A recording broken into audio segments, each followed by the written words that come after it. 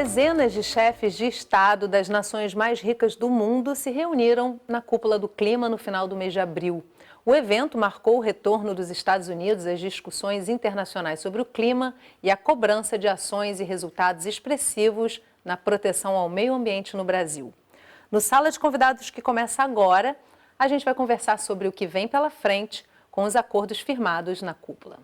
Na Rio 92 é quando a ONU decide: este é um assunto super importante, de agora em diante nunca mais poderemos parar de discutir. Indígenas, os ribeirinhos, os quilombolas, eles prestam um serviço voluntário como guardião da floresta. Tudo ali são sugestões que os países precisam seguir. Isso envolve mexer com a natureza da produção, do modo de produção capitalista. O Amazônia, ele foi congelado no Brasil porque não era de interesse do governo conter esse desmatamento. Conversando comigo hoje pela internet sobre a Cúpula do Clima e o que vem depois, Guto Galvão, pesquisador do Centro de Relações Internacionais em Saúde da Fiocruz e professor da Georgetown University. Cristóvão Barcelos, coordenador do Observatório do Clima e Saúde da Fiocruz, e Adriana Ramos, coordenadora de programa do Instituto Socioambiental. E a sua participação é fundamental para a nossa conversa. Tem comentários e perguntas para os nossos convidados? Então encaminha para mim pelo WhatsApp 021 997018122 ou pelas redes sociais do Canal Saúde. Cristóvão, Guto, Adriana, muito obrigada pela participação de vocês. Guto, eu quero começar com você falando um pouquinho da história, né? Qual a importância dessa cúpula do clima, se a gente for pensar em termos históricos, né? Nessa construção desse diálogo ao longo das últimas décadas. Bom dia a todos, obrigado.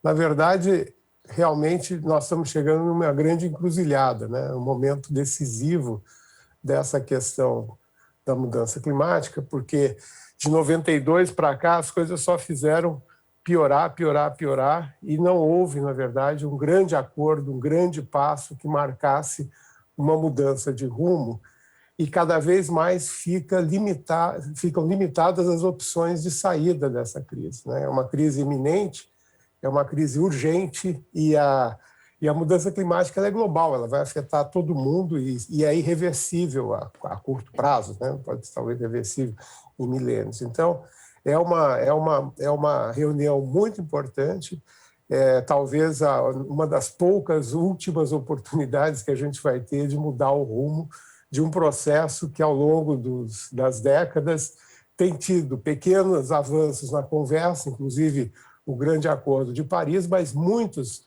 desafios e muitas dificuldades em realmente ter compromissos e passos concretos, que parece que agora vão começar a marcar esse caminho. Já é uma ótima introdução para o que a gente vai discutir aqui hoje, Guto. Cristóvão, esse encontro reuniu mais de 50% do PIB mundial. Qual é a importância disso e em que medida falta a participação dos países com a economia mais frágil? Exato, a cúpula do clima e muito da agenda sobre mudança climática tem sido conduzida agora pelos países que mais poluíram e mais causaram esse acúmulo de gases de efeito estufa na atmosfera.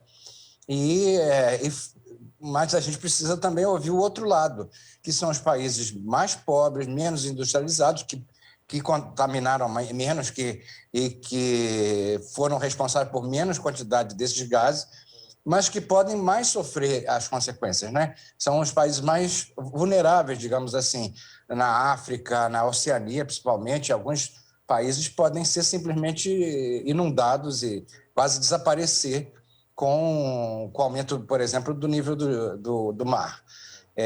E a América do Sul, principalmente, precisa falar como um novo agente mundial importante nesse momento e é responsável, pela emissão de alguns gases atualmente, principalmente relacionados ao desmatamento, e que podem sofrer muito dessas consequências. Então, esse equilíbrio entre quem poluiu no passado e quem está poluindo hoje, quem era vulnerável no passado e hoje tem uma maneira de financiar esses países que vão sofrer mais com a mudança climática, esse equilíbrio é muito importante nesse momento.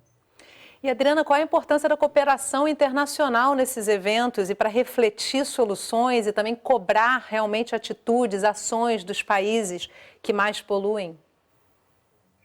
Então, eu acho que a cooperação é fundamental porque um dos elementos chaves para fazer essa engrenagem funcionar é a questão de financiamento, né? E tem um outro aspecto que a cooperação tem sido um elemento importante para garantir que essas vozes que não aparecem quando a gente reúne, né, os mais importantes, também sejam ouvidas, porque, de uma certa forma, são os espaços multilaterais e de cooperação que têm viabilizado isso.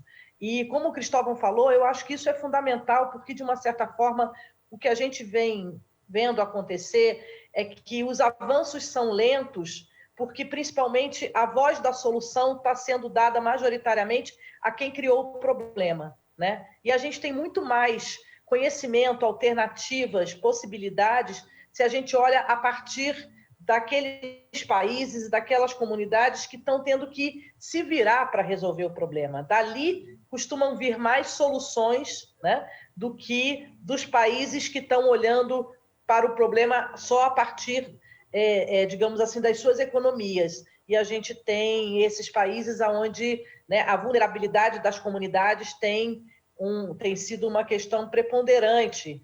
E é fundamental que essa voz esteja mais refletida, e acho que a cooperação tem um papel importante nisso. Então vamos refletir um pouco sobre todo esse contexto histórico assistindo uma reportagem.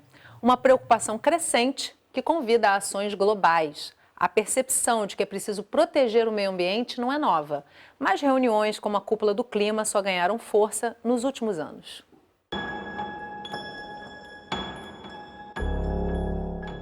Os efeitos da mudança climática vêm sendo acompanhados há tempos por cientistas e meteorologistas.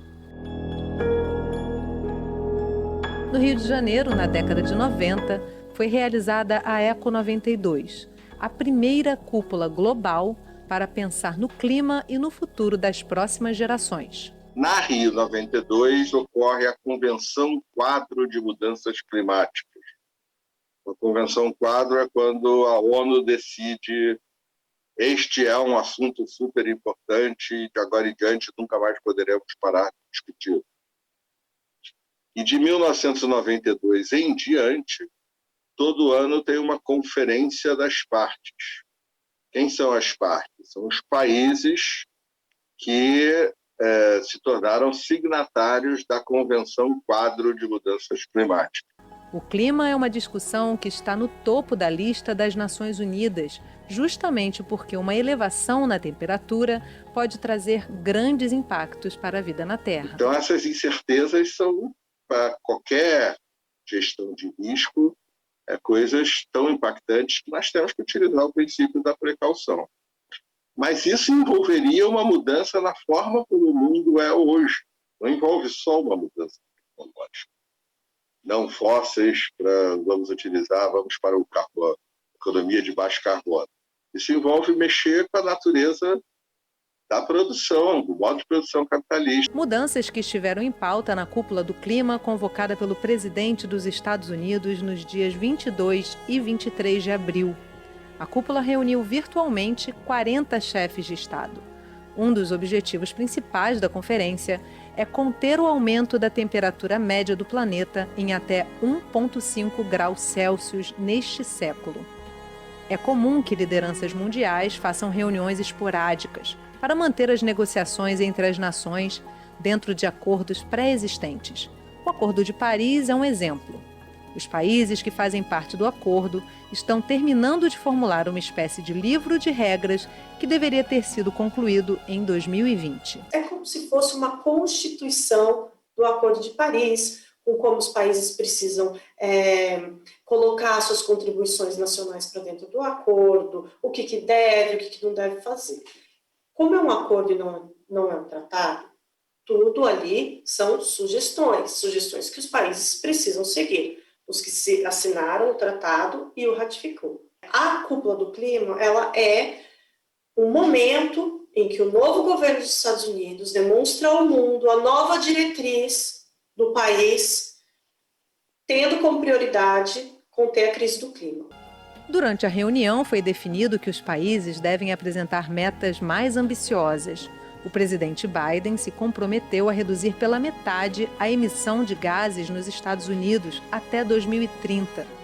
Uma das promessas feitas pelo Brasil foi acabar com o desmatamento ilegal no país. É você fazer promessa de acabar com algo que não deveria nem estar acontecendo. Então, é bastante complicado. Dentro de casa, a gente tem tido desmatamentos históricos, né? Mas os números são bastante altos nos últimos 2 anos, principalmente com o congelamento de muitas políticas públicas para conter o desmatamento no país e a falta de orçamento originada para conter as emissões e conter o principal fator de emissão, o principal fator de emissão do Brasil, que é conter o desmatamento na Amazônia. E o desmatamento e a forma como ele vem sendo combatido no Brasil já geraram respostas, inclusive com a negativa de recursos e a cooperação internacional. O problema é que essa entrada de dinheiro no Brasil ela só acontece se você comprova que realmente você tem a intenção de conter o desmatamento e está fazendo políticas públicas para que isso aconteça. Como a gente teve congelamento de fundos internacionais, um exemplo dele é o Fundo Amazônia. O Fundo Amazônia ele foi congelado no Brasil, tendo recurso e não sendo usado esse recurso, porque não era de interesse do governo conter esse desmatamento. Pensando na contenção da crise do clima, existem novos passos ainda este ano.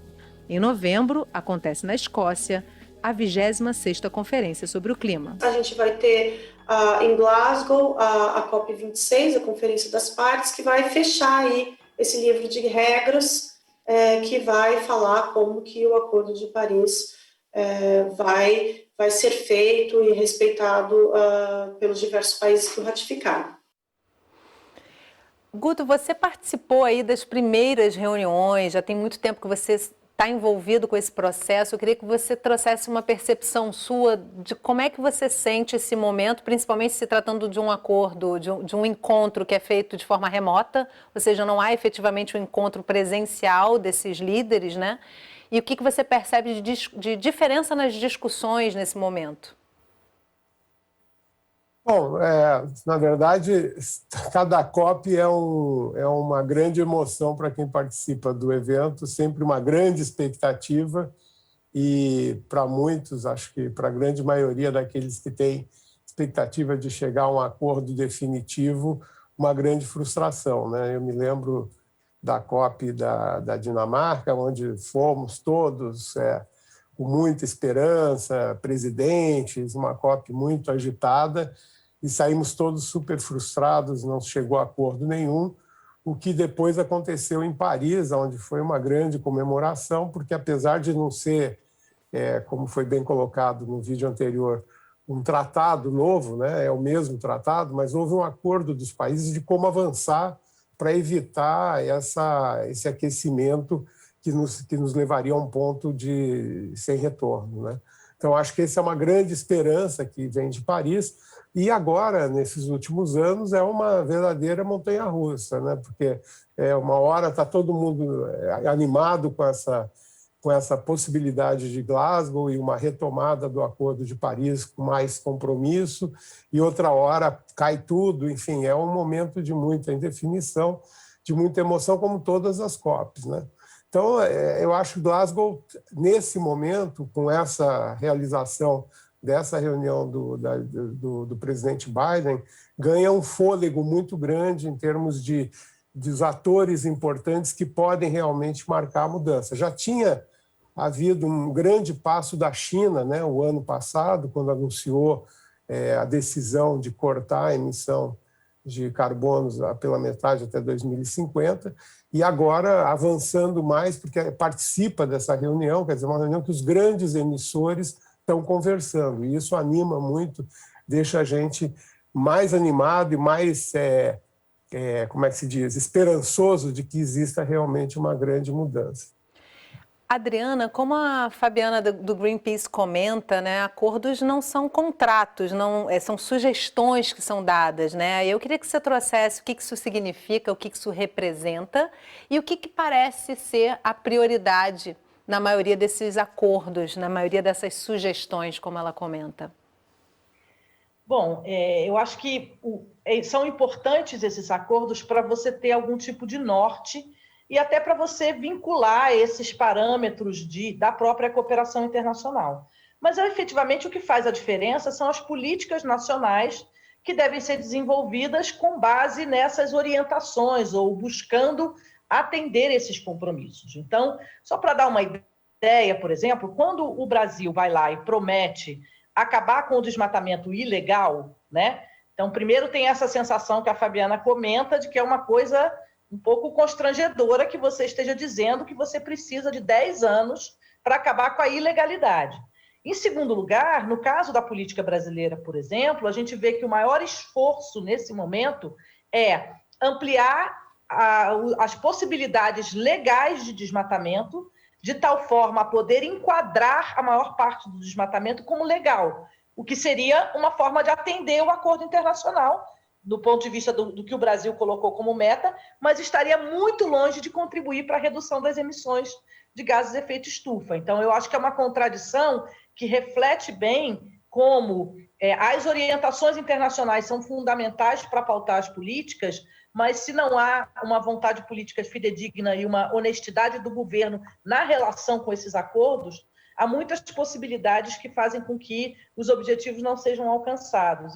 Eu acho que hoje, no nosso caso, esse é o maior desafio. Cristóvão, existe o Besserman comenta, né, do que envolve uma mudança climática, que principalmente passa pela mudança no modo de produção. Eu queria que você trouxesse para a gente o que significa isso, se em alguma medida você percebe que essas reuniões têm trazido, de fato, essas reflexões para uma questão prática, porque de 92 para cá mudamos de alguma maneira a nossa forma de produzir, o capitalismo consegue abraçar, de fato, essas propostas que aparecem nesses encontros? Estou sem seu microfone, só habilitar. Desculpa. Eu diria que envolve uma adaptação não só da produção, como no consumo, né? Nós estamos... Alguns países têm um padrão de consumo que é devorador dos recursos naturais que nós temos na Terra. Isso é insustentável, né? Outros países consomem menos energia, menos petróleo e derivados.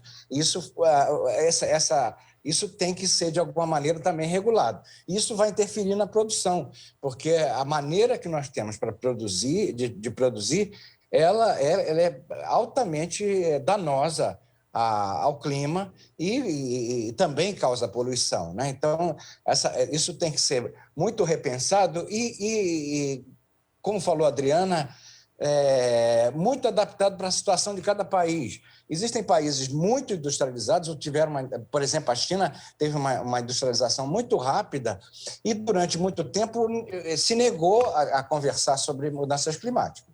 Os Estados Unidos já vem há algum tempo, teve um presidente negacionista e que se retirou do Acordo de Paris. Agora, o novo presidente que está sendo um grande protagonista na discussão das mudanças climáticas. Infelizmente, o Brasil, ao invés de discutir mais seriamente como tem produzido e como tem consumido os recursos naturais, está adotando agora, mais recentemente, essa estratégia negacionista. Não está acontecendo nada, nós não somos responsáveis por isso, nós temos recursos naturais abundantes, e acelerando, ao invés de reduzir, esse consumo desenfreado de alguns recursos, inclusive petróleo, mas, no caso brasileiro, muito baseado no desmatamento, muito baseado no gado, que são alguns dos elementos mais danosos aqui, que produzem mais gases de efeito estufa no Brasil. Então, essa agenda mundial que está escrita, demarcada no Acordo de Paris, ela tem que ser adaptada país por país. No caso do Brasil, repensar nossas estratégias de desenvolvimento e de ocupação da Amazônia. Além de rever o nosso modelo industrial, o nosso modelo de consumo, principalmente nas grandes cidades. Esse padrão brasileiro tem que ser repensado, e senão nós vamos ficar com essa postura negacionista e que prejudica o resto do planeta, mas prejudica muito a vida de nós brasileiros. E já foi falado várias vezes na imprensa, o Brasil está virando um pária da discussão sobre mudanças climáticas. Quando foi protagonista na Rio 92, foi protagonista no Acordo de Paris, agora virou um pária negacionista de que não deixa isso para depois, não é um problema nosso. E aí, Guto, trazendo bastante aí dessa fala do Cristóvão, trazendo também o consumidor, o público em geral, o leigo que muitas vezes também se vê em meio a um monte de fake news aí, desconfiando e negando, inclusive, questões que já estão mais do que comprovadas cientificamente. Eu queria que você trouxesse um pouquinho do quanto é importante a gente entender, a diferenciar tempo e clima, diferenciar as questões climáticas dentro de uma discussão arrojada, encorpada, mas também falando com esse público que muitas vezes pode ser abocanhado aí pelo negacionismo, né? Só habilita o seu microfone. Tem muitas questões que são usadas, né, nesse processo complicado de comunicação que nós temos hoje. Uma delas é essa confusão entre o tempo, né, a previsão do clima hoje e a mudança climática. A mudança climática é a mudança de regime, né, 30 anos, quer dizer, o que muda em 30 anos. A outra coisa é o que acontece hoje, chove, não chove, que é influenciado, evidentemente, por essa grande mudança, mas não é reflexo necessariamente daquilo. Você pode ter hoje uma grande onda de calor, uma grande onda de frio, e nada tem a ver com essa mudança do regime que aconteceu nos últimos 50, 60 anos, que é dependente do processo produtivo do homem. E, mais que tudo, eu gostaria aqui de concentrar na questão da energia, né, da produção de energia, porque o grande emissor hoje é a fonte de energia, tanto é que o que está sendo colocado para avançar é essa mudança do padrão de produção e consumo energético como fator talvez mais importante. Depois tem várias outras coisas que entram nesse processo, né, como o Cristóvão mencionou, a questão da produção de proteína usando gado, né, produção que causam efeitos e outros. Mas, sem dúvida nenhuma, um grande passo na energia já seria uma grande... Então, essa questão de precisar, né? Quer dizer, nós não estamos falando do tempo de amanhã vai dar praia ou não vai dar praia, nós estamos falando de uma mudança maior e que não é reversível, então não adianta, essa confusão não se deve fazer, é importante não fazer, assim como é importante não falar que para a questão da mudança climática tem que mudar tudo que existe no mundo, não é verdade. Existem coisas específicas, como a questão de fonte energética, que é absolutamente não só factível, como hoje rentável, gera emprego, gera riqueza, nesse mesmo sistema que nós temos, sem ter que mudar todo o sistema e tal, é uma intervenção específica. Então, é importante essa mensagem de que, óbvio que seria ótimo ter uma grande mudança no pensamento global, e espero que venha, né, com essa crescente conscientização, mas nesse momento tem coisas muito específicas que são fáceis de entender e importantes de fazer. Essa mudança climática é emergencial, não tem volta, porque é um processo de 30 anos, e existem coisas bem concretas que podem ser feitas, como a questão da energia. Adriana, eu queria trazer com você e os demais que quiserem comentar também, falar um pouco dessa governança global, né? Uma vez que finalizamos esses eventos, como é que se fiscaliza isso? Quem cobra de quem? Como é que como é que é possível realmente levar a cabo o que foi proposto ali de alguma maneira, uma vez que são acordos diplomáticos, né? Pois é, e especialmente no caso do Acordo de Paris, ele de fato não tem esse mecanismo, né, sequer de cobrança, não estão previstas nenhum tipo de sanção, né? O que se espera é que a construção desse consenso e esse entendimento da importância das mudanças gere, inclusive, como disse o Guto, novos fluxos econômicos, né? Porque na questão da energia, você teria essa transição energética que também vai promover uma série de novos investimentos, de empregos. O problema, eu acho que é a dificuldade que os países internamente têm de manejar esses diferentes interesses para fazer essas mudanças, inclusive na perspectiva de que você tem que buscar alternativas que não podem, digamos assim, gerar outros problemas, né? Então, no caso do Brasil, por exemplo, acho que o Brasil tem, a gente sabe, inúmeros potenciais de por onde, né, caminhar na questão da energia mais limpa e que vai contribuir menos com a emissão de gases, mas, ao mesmo tempo, tem que também cuidar, por exemplo, da relação entre a matriz energética de hidrelétricas com o desmatamento, que é a nossa principal fonte de emissões. Então, são equilíbrios que dependem um pouco de você avançar do ponto de vista de inovação em políticas, contando com esses acordos como, digamos assim, parceiros para apoiar esse processo. Para que isso aconteça, é preciso que haja um forte engajamento da sociedade, dos diferentes setores, do setor privado. E acho que, nesse sentido, também, lamentavelmente, o Brasil deu um passo atrás, né? Até alguns anos atrás, as próprias delegações do Brasil que iam a essas reuniões eram delegações plurais, formadas com a participação de diferentes segmentos da sociedade, o que dava um impulso para o processo de debate interno nesse assunto. E acho que a gente precisa retomar esses espaços de participação, porque eles são fundamentais para empurrar os tomadores de decisão. Bom, se você ainda não participou do programa, a gente está esperando a sua participação. A gente vai fazer um intervalo rapidinho. Enquanto isso, você já pode mandar sua mensagem para a gente, uma pergunta para os convidados, um comentário sobre esse momento que a gente está vivendo e também com relação a essas discussões da Cúpula do Clima. E no próximo bloco, nós vamos conhecer o trabalho de organizações não governamentais na Amazônia e entender por que é importante investir na participação dos guardiões da floresta na preservação do meio ambiente. A gente já volta, não sai daí.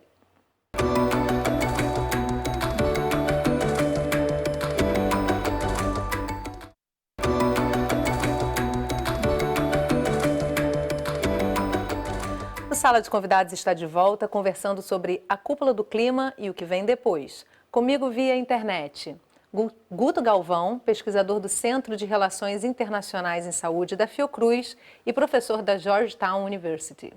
Cristóvão Barcelos, coordenador do Observatório do Clima e Saúde da Fiocruz. E Adriana Ramos, coordenadora de programa do Instituto Socioambiental. E você ainda pode participar. Encaminha para a gente uma pergunta, um comentário para os nossos convidados. Eu recebo e compartilho com eles. Então você pode encaminhar pelo 021 997018122, o WhatsApp, ou pelas redes sociais do Canal Saúde. Guardiões da floresta ameaçada, populações ribeirinhas e indígenas contam com o apoio de organizações da sociedade civil para proteger o meio ambiente. A beleza do verde, dos bichos e rios, uma imensidão de biodiversidade. A ONG Saúde e Alegria atua na região de Santarém, no Pará. O projeto busca a proteção da Amazônia associada ao desenvolvimento socioambiental, protegendo os povos da floresta. Os territórios indígenas, os ribeirinhos, os quilombolas, eles estão aí ou em áreas de unidade de conservação, ou em glebas ainda que precisam ser demarcadas, ou dentro de territórios indígenas.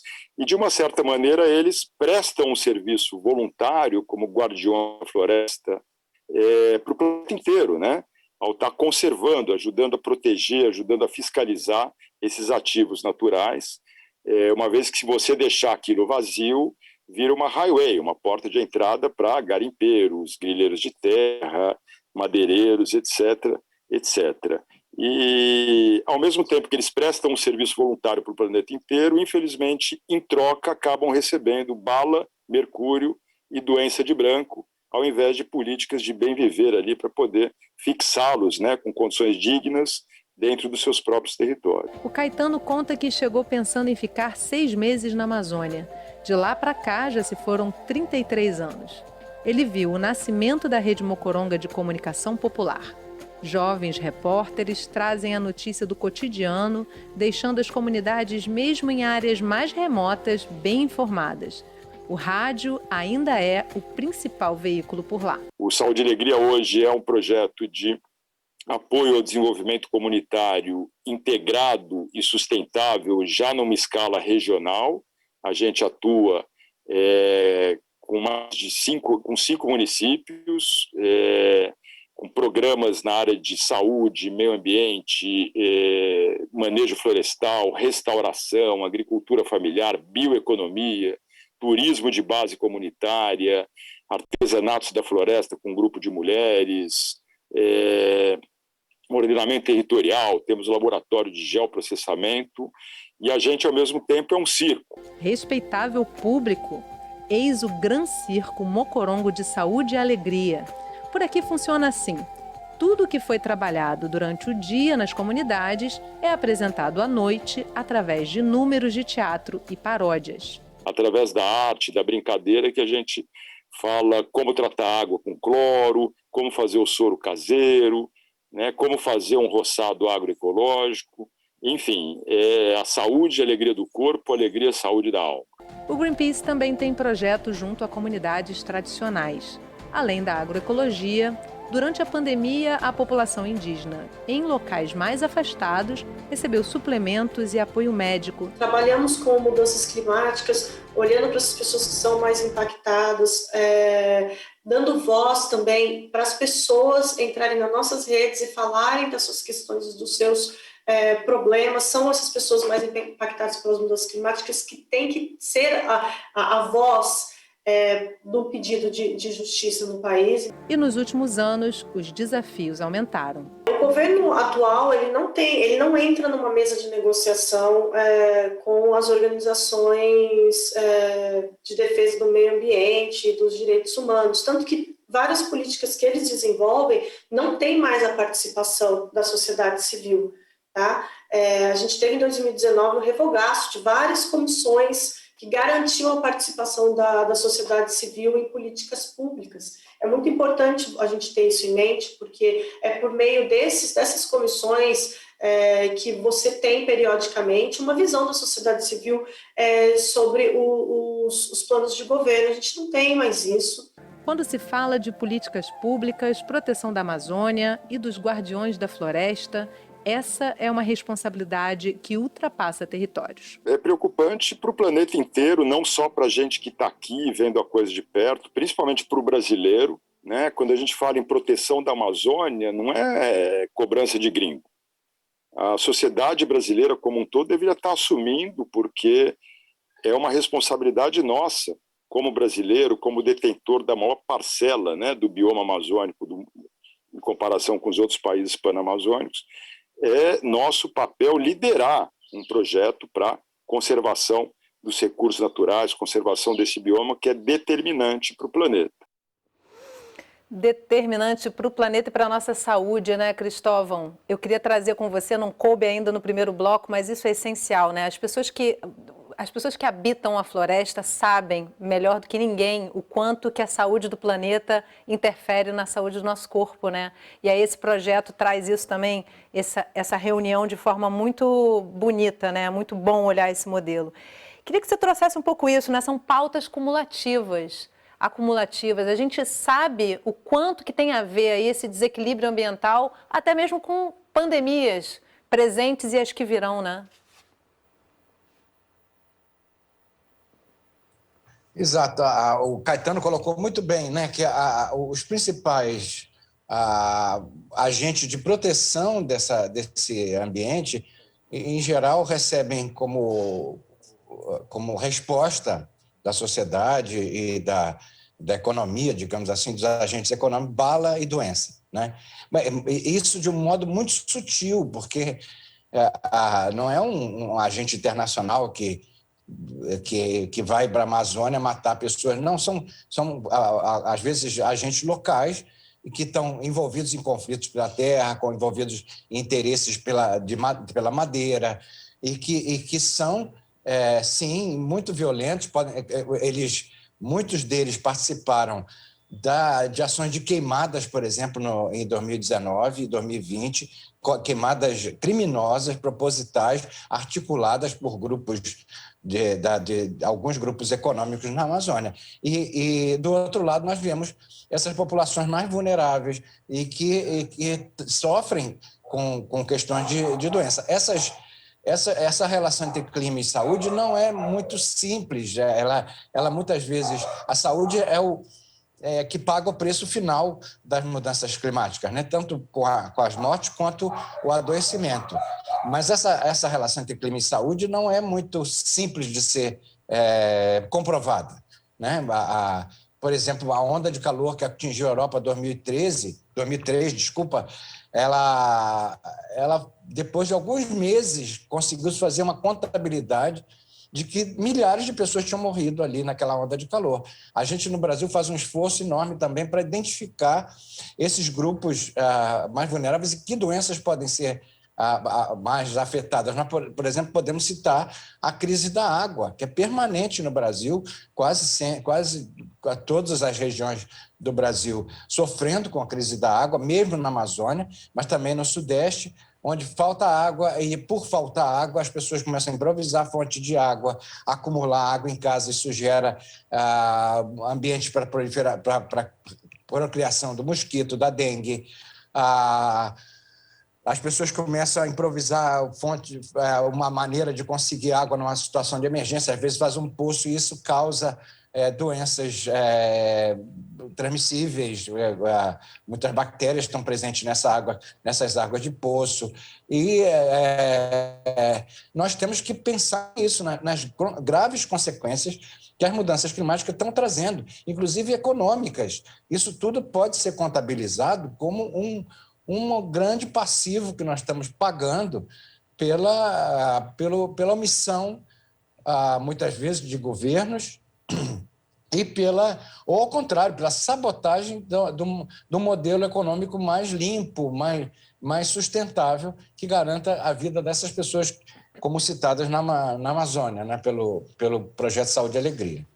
Adriana, não sei se eu ouvi você levantando a mão para comentar alguma coisa, quero te deixar à vontade, caso você queira comentar a fala do Cristóvão, mas também queria já aproveitar e trazer para você uma questão, resgatando uma fala de novo da Fabiana lá da primeira matéria, né, no primeiro bloco. Ela fala dessa questão desse momento de negociações online que limitam a participação da sociedade civil, dificultam bastante, né? E aí eu queria que você... Pensando nisso, porque é justamente esse movimento da sociedade civil que vai trazer esses resultados que já vão impactando na saúde das pessoas, né? Qual seria a importância de se reorganizar nessa forma que temos agora para fazer esses debates, a participação da sociedade civil e como é que ela está, como é que ela foi na cúpula do clima? Pois é, eu acho que esse é um ponto importante que dialoga um pouco com isso que o Cristóvão estava falando. Por quê? Porque exatamente pelas dificuldades, talvez, digamos, da ciência tradicional de fazer esse registro, né, numa situação de longo prazo, para a gente poder ter essas confirmações, nesses momentos é importante que a gente possa trazer um pouco da experiência das pessoas. E o que a gente tem visto, por exemplo, é que várias comunidades indígenas na Amazônia, hoje, já tiveram que mudar o seu calendário agrícola, já sofrem efeitos com as secas extremas e o aumento da incidência de fogo, que vão afetar a sua segurança alimentar, que vão afetar a sua saúde respiratória. Então, na Amazônia já é muito comum que a época da seca, né, e de maiores incêndios, as doenças respiratórias alcançam índices altíssimos. E, então, essas comunidades que têm essas vivências, assim como acontece, por exemplo, a situação das populações dos países insulares, né, que já vivem concretamente, independente do que, digamos, a ciência está conseguindo reportar, no dia a dia as pessoas já estão sentindo isso. Mas são, no geral, essas vozes que não têm um espaço de participação. Antigamente, né, fora da pandemia, né, havendo a oportunidade de participação em eventos que aconteciam dentro das próprias reuniões da convenção ou paralelos, havia uma possibilidade maior de você trazer essas vozes. Hoje é difícil até você ter, por exemplo, as comunidades com acesso à internet para participar de reuniões virtuais. Então, isso fica um pouco mais prejudicado. Mas é fundamental que, nesse momento, a gente tenha essa possibilidade, a gente busque os mecanismos pelos quais essas diferentes formas de conhecimento e as diferentes experiências, né, que estão lidando com as dificuldades que já aparecem das mudanças climáticas, possam estar presentes no debate. Eu me lembro, por exemplo, uma das reuniões de convenção que eu fui, que eu assisti um debate muito interessante com comunidades dos países insulares, trazendo uma experiência em que eles estavam mudando a produção de algumas famílias, de deixar de produzir frango, por exemplo, galinha, para criar pato, porque os patos sabiam nadar e ficavam mais protegidos quando você tinha as enchentes. Então, são coisas que parecem muito pequenas, digamos assim, e bobas, mas é aí onde estão as possibilidades, por exemplo, de adaptação dessas comunidades que são mais vulneráveis. Então, esse tipo de discussão é fundamental para que a gente encontre os caminhos de saída, né? As soluções que precisam ser construídas. Guto, trazendo um pouco da sua longa experiência com a OPAS e com a OMS, né, e pensando no desenvolvimento sustentável, como é que essas organizações abraçam a participação da sociedade civil, apoiam e de que forma você acha que essas organizações não governamentais ajudam, contribuem para realmente colocar e operar o desenvolvimento sustentável? Boa pergunta. Eu queria, desculpa, Por favor, queria aproveitar. Sim. Fala, Cristóvão. Não, eu queria aproveitar e fazer uma outra pergunta que está relacionada com isso para o Guto. Por favor. Com a emergência da Covid-19, uma pandemia que está causando grandes prejuízos de vidas e na economia mundial, a gente adia a discussão sobre mudança climática. A mudança climática é um item dispensável nesse momento.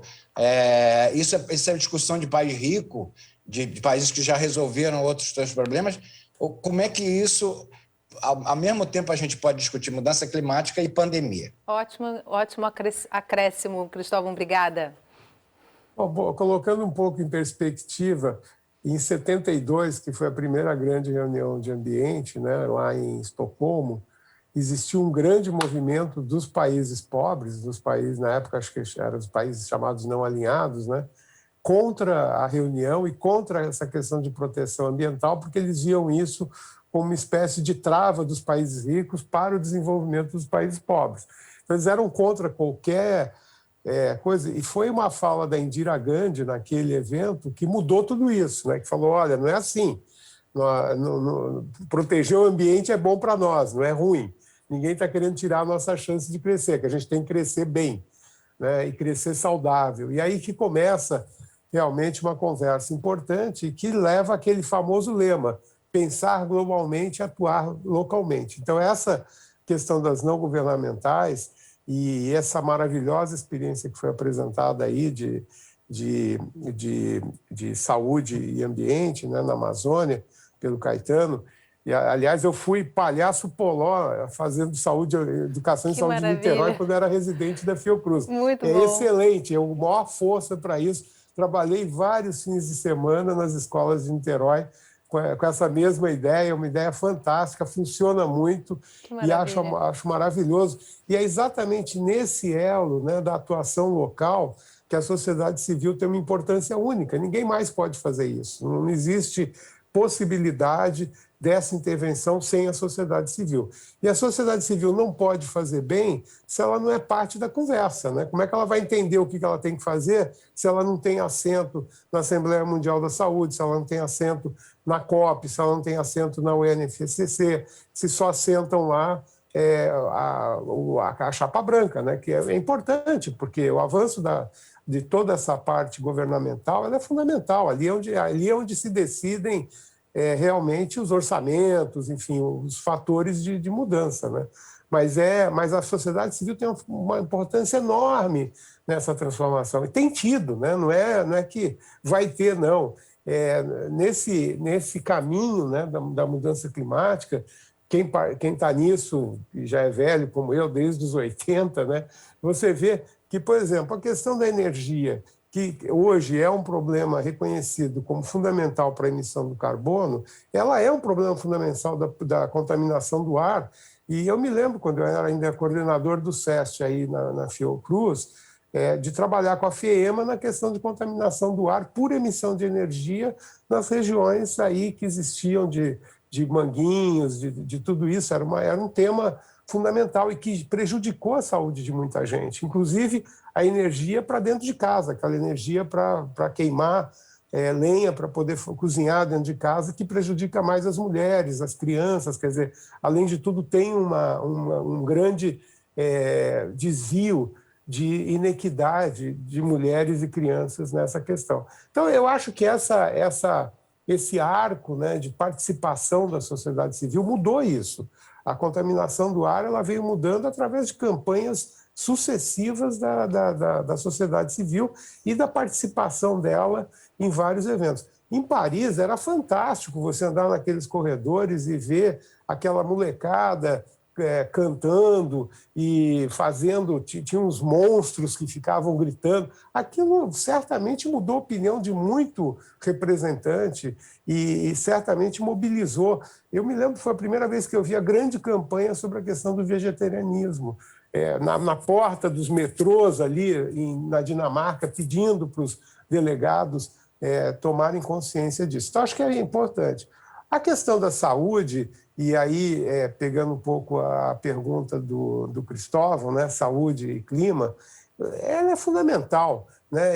A primeira reunião que a gente organizou realmente com o ex-vice-presidente Al Gore, em 1994, começou a organização, a reunião aconteceu em 96 aqui na Academia de Ciências, tive a oportunidade de ser parte do comitê organizador e escrever o discurso do Dr. Alem, que era o diretor da organização na época, foi sobre saúde e clima.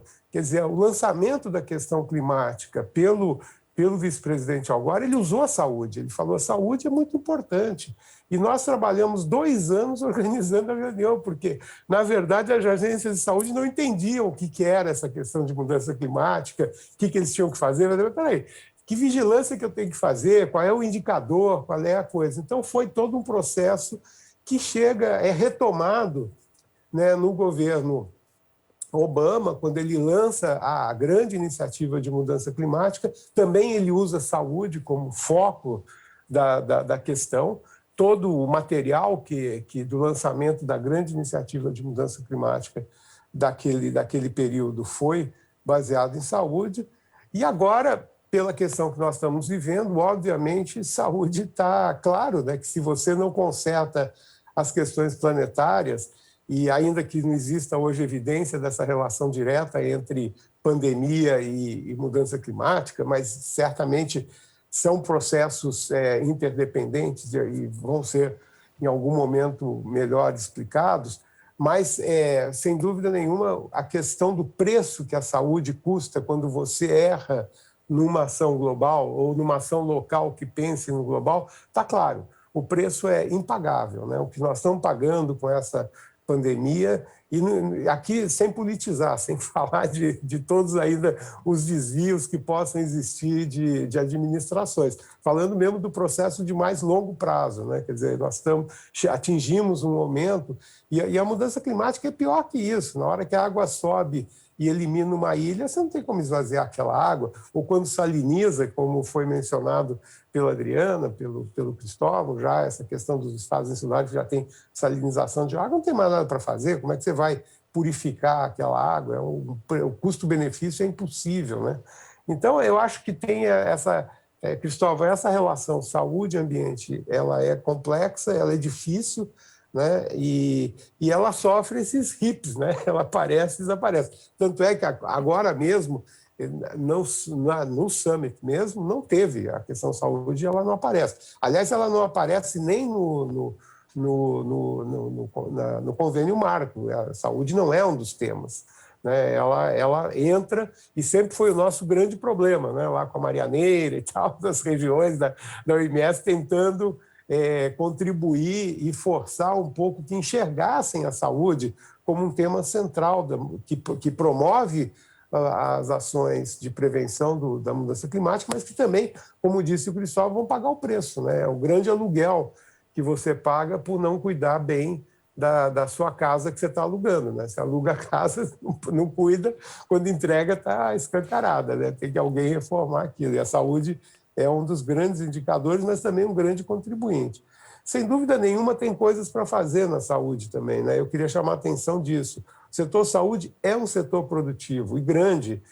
Tem ambulância contaminando, tem hospital queimando, incinerando, tem todos os funcionários, né, da Fiocruz, dos hospitais que usam carro, usam transporte coletivo, tem casas, tem consciência. Quer dizer, o setor saúde é um fator fundamental de transformação. A própria conscientização e mudança do setor saúde para um setor mais verde, mais sustentável, mais preocupado com as questões planetárias é muito importante também e é um passo que pode ser feito, como educação. São setores predominantemente de interesse público, não importa qual seja a operação, privada ou pública, mas são de interesse público e que certamente podem promover essa transformação e dar um passo à frente. Mais ou menos é isso. Espero que não tenha sido demasiada informação. A gente está caminhando para o final do programa e eu tenho aqui uma participação da audiência e quero convidar cada um de vocês a comentar. Eu vou começar pelo Cristóvão, até que se quiser também comentar a resposta do Guto junto com isso. A Rita Bibi mandou para a gente de Mogi das Cruzes via WhatsApp. Ela faz o seguinte comentário: estamos vivendo um retrocesso inimaginável, muitos ataques nunca vistos, o pior vindo do próprio governo. Isso nos custará muito caro, é desolador. Ainda dará tempo de recuperarmos? Cristóvão? Olha, eu sou otimista, sabe, nesse aspecto. Os Estados Unidos viveu isso também, um presidente que se negava a discutir a questão climática, a questão ambiental, apostou tudo no carvão. Isso passou e agora eles estão tendo uma outra posição. Isso infelizmente, nós, sociedade brasileira, nós vivemos reativamente, né? E talvez muito em função de crises, né? que são bastante frequentes, crise política, crise econômica, crise ambiental. E essa crise é tão grande, que nós estamos vivendo, que eu acho que serve para a gente enxergar um novo papel no mundo. O nosso papel como cidadão dentro do Brasil e o papel do Brasil dentro do mundo nessas discussões de mudança climática. É tão grave, é só ligar a televisão que a gente vê o que está acontecendo e isso, desculpe, mas escancara as contradições do modelo social brasileiro, modelo político brasileiro. Eu só queria...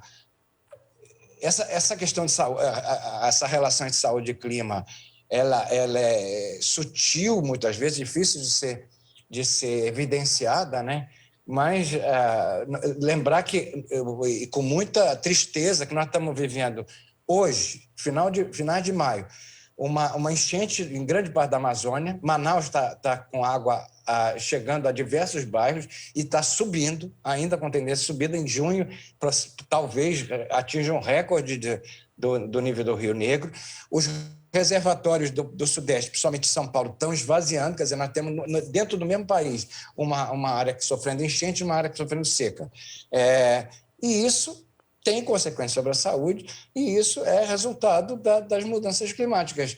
A gente precisa enxergar isso e superar esse problema com medidas, claro, de adaptação, tanto em Manaus quanto em São Paulo, mas também pensar mundialmente e retomar esse protagonismo na discussão de mudanças climáticas no mundo. Com certeza, Cristóvão. Adriana?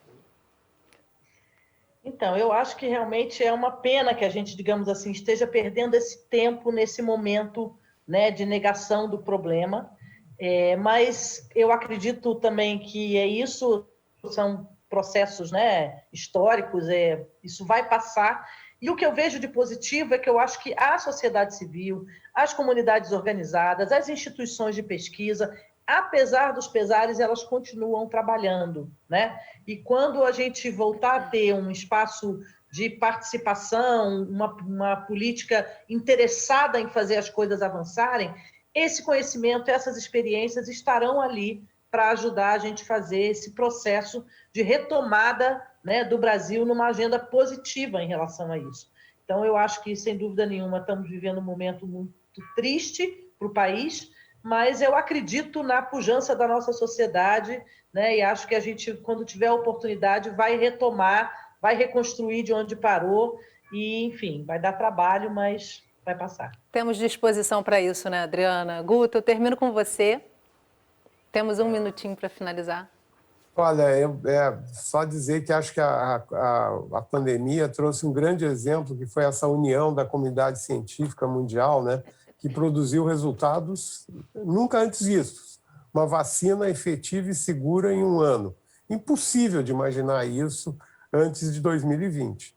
Quer dizer, eu acho que igual, né, na mudança climática, acho que se nós juntarmos toda a comunidade científica, estamos falando aqui mas também toda a comunidade da sociedade civil, nós tiramos isso de letra, né? Eu sou muito, muito otimista, eu acredito que a gente tem aí um futuro a construir e cada um de nós tem um tijolo fundamental para colocar nesse futuro. E o importante é colocar esse tijolo, né? Eu não perco meu tempo atirando pedra, eu perco meu tempo colocando tijolo, porque atirar pedra é fazer o jogo do outro, né? Eu gosto de estar construindo um futuro melhor para os meus netos, para os meus bisnetos, e falando as coisas que têm que ser faladas, né? Porque são importantes. Eu tenho uma fé muito, muito grande. Eu quando me lembro das minhas viagens na Amazônia, Marzagão, a Rio Branco, enfim, entrar naquela floresta, caminhar por aquilo é de uma vitalidade, de um vigor que eu tenho certeza que a gente consegue interatuar com ela. Nós temos exemplos brasileiros premiados mundialmente, né, de companhias que estão participando do desenvolvimento amazônico de uma forma sustentável. São exemplos mundiais, né, e são do setor privado, são pessoas bem intencionadas. Temos exemplos da área científica, nós somos a própria Fiocruz, com o Ulisses,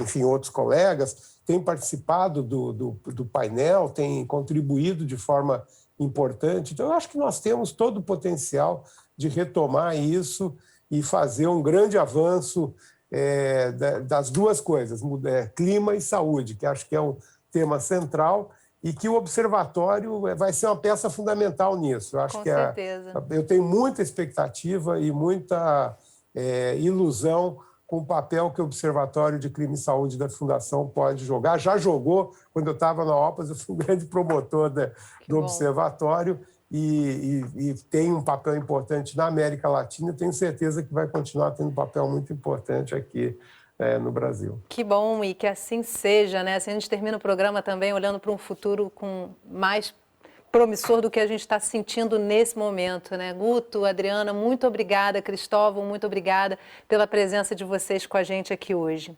E obrigada a você que acompanhou o programa. Se quiser rever, baixar ou compartilhar essa conversa, entra no site do Canal Saúde. Lá você encontra um acervo com toda a nossa programação. A gente se vê na próxima semana. Até lá!